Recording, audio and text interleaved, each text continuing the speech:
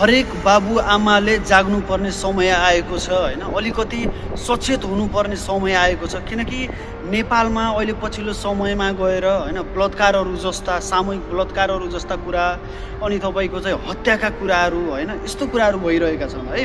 त्यही भएर म नेपाल सरकारलाई विनम्र अनुरोध गर्छु, यस्ता कुराहरूलाई चाहिँ जसरी पनि हुनदेखि रोक्नु पर्यो, दोषीलाई चाहिँ कडाभन्दा कडा कारबाही गर्नु पर्यो।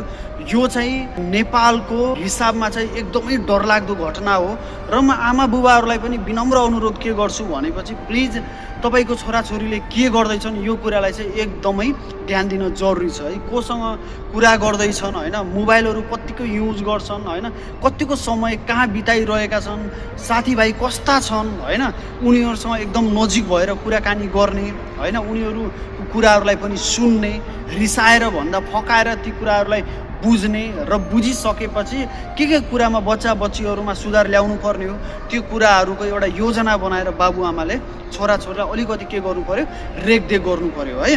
अनि आमा बुबा चाहिँ एकापट्टि मोबाइलमा बिजी हुने, आमा बुबा चाहिँ आफ्नै धुनमा हुने, छोराछोरीहरू चाहिँ अब बुझ्ने भइसकेका छन्, यिनीहरूलाई सम्झाउनु पर्ने केही छैन भन्ने यस्तो चाहिँ हामीहरूले सोच्नु हुन्न है। अभिभावक भएपछि जहिले पनि छोराछोरी गलत कुरामा फस्न सक्छ।